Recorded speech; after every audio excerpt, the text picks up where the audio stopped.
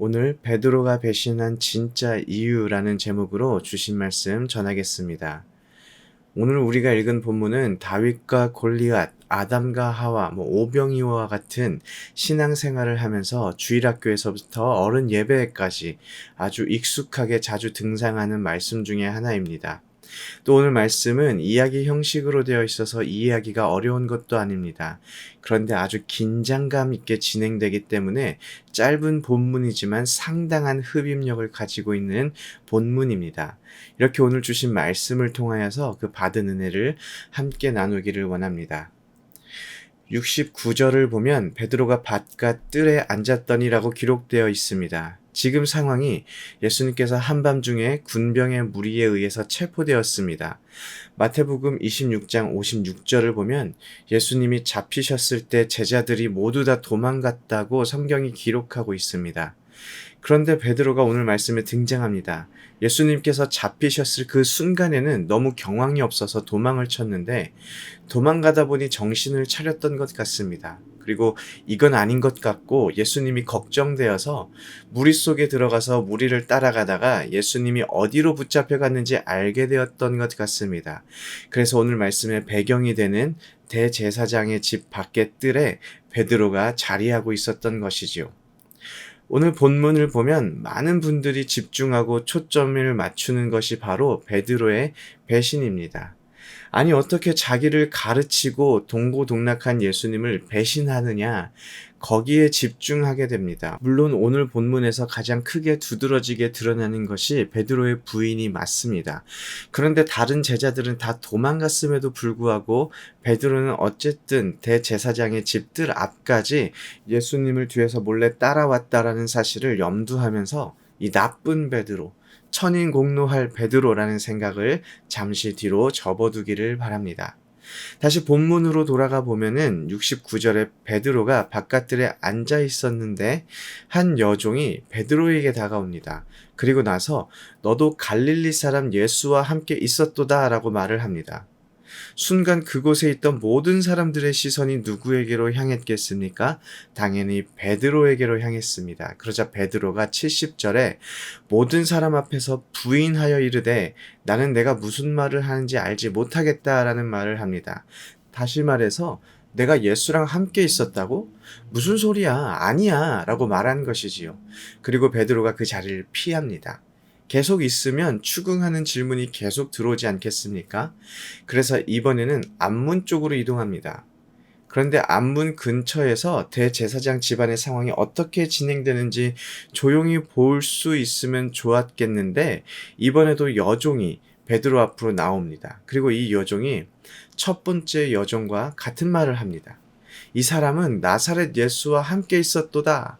그러자 베드로의 반응이 어떻습니까? 72절을 보니까 베드로가 맹세하고 또 부인하며 이르되 나는 그 사람을 알지 못하노라 하더라.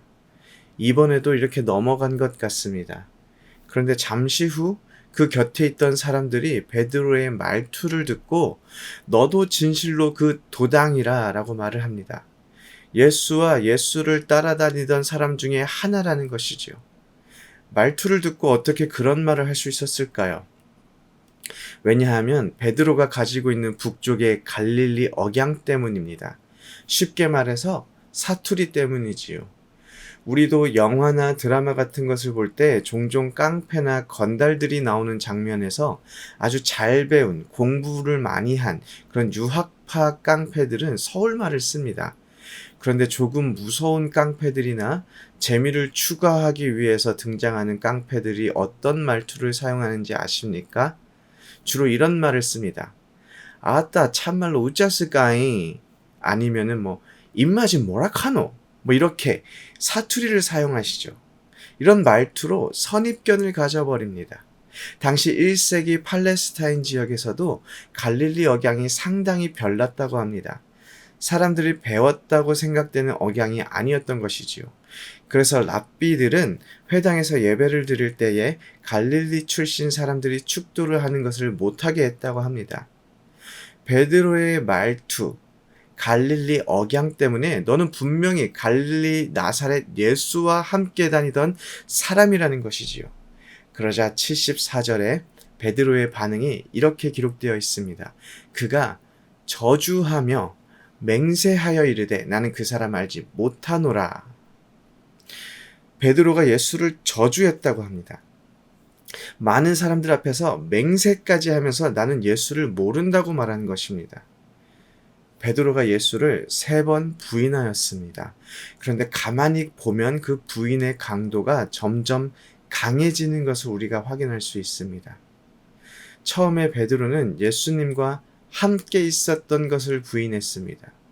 그리고 2번째 부인할 때 베드로는 예수님을 알고 있다는 사실을 부인했습니다. 그리고 마지막에는 예수를 알지 못한다고 저주하며 맹세하였습니다. 예수님을 부인한다는 것, 그것도 사람들 앞에서 예수를 부인하는 것이 얼마나 무서운 일인지 마태복음을 계속 보아왔던 우리는 잘 알고 있습니다.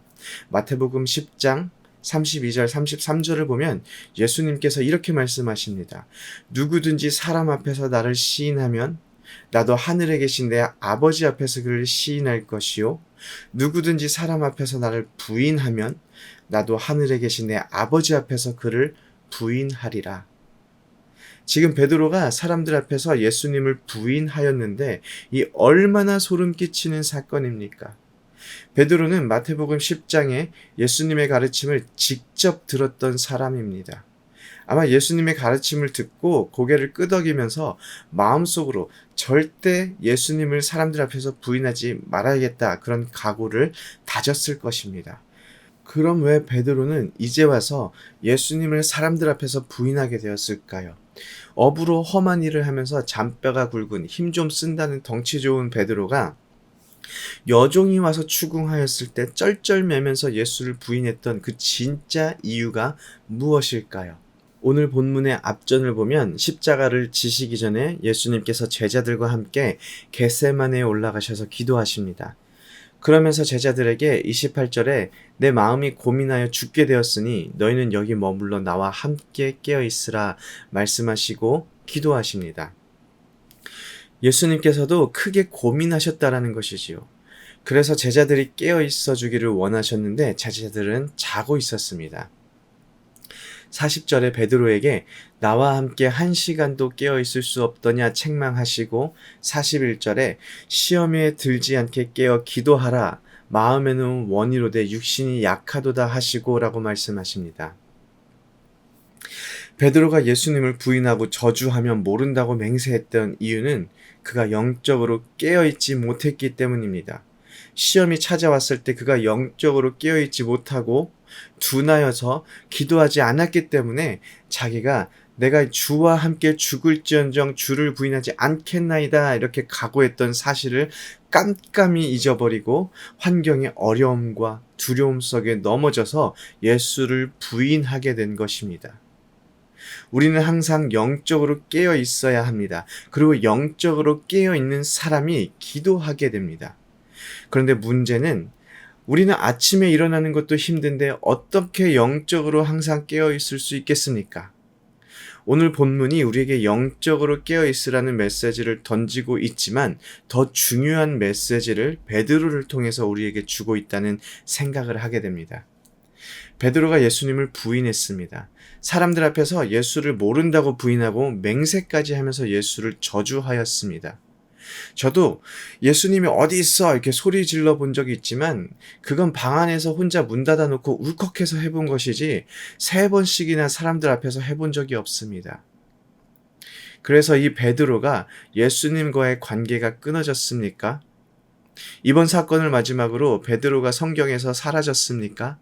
그렇지가 않습니다. 베드로가 비록 깨어있지 못해서 넘어지고 예수를 부인하고 저주하고 맹세까지 하면서 모른다 하였지만 그럼에도 불구하고 베드로는 여전히 하나님 손에 붙잡혀서 그의 삶이 예수 그리스도 앞에서 아름답게 꽃 피웠던 것을 보게 됩니다. 마태복음은 마가복음을 바탕으로 쓰여졌다고 많은 학자들이 말을 합니다. 그리고 마가는 마가복음을 쓸 때에 베드로에게 많이 의존해서 마가복음을 써나갔다고 학자들이 주장합니다. 베드로는 충분히 자신의 실수를 가리거나 숨길 수 있었음에도 불구하고 그렇지 않고 자신이 예수님을 3번이나 부인했던 사실을 기록으로 남겼습니다. 자신의 실패와 숨기고 싶은 과거보다 더 큰 예수님의 은혜를 경험했기 때문입니다. 우리는 항상 깨어있을 수가 없습니다. 깨어있고 싶은데 그럴 수 없는 것이 우리의 현실이며 인간의 연약함입니다. 어쩔 수 없는 인간이기에 넘어질 수밖에 없습니다. 그런데 은혜는 우리가 넘어진 그곳에서 예수를 바라볼 때 우리를 다시 일으켜 세워주신다라는 것입니다. 히브리서 4장 15절을 보면 우리에게 있는 대제사장은 우리의 연약함을 동정하지 못하시리가 아니오라고 기록되어 있습니다. 주님은 우리의 연약함을 다 아십니다. 그리고 그 연약함을 보며 비난하거나 책망하는 것이 아니라 우리를 불쌍히 여기십니다. 오늘 우리가 살아가다가 혹 실수하고 실패하여 넘어진다 하더라도 다시 세워주시는 그런 주님의 은혜를 바라보며 오늘 우리에게 주어진 삶을 살아내시기를 소원합니다. 아멘.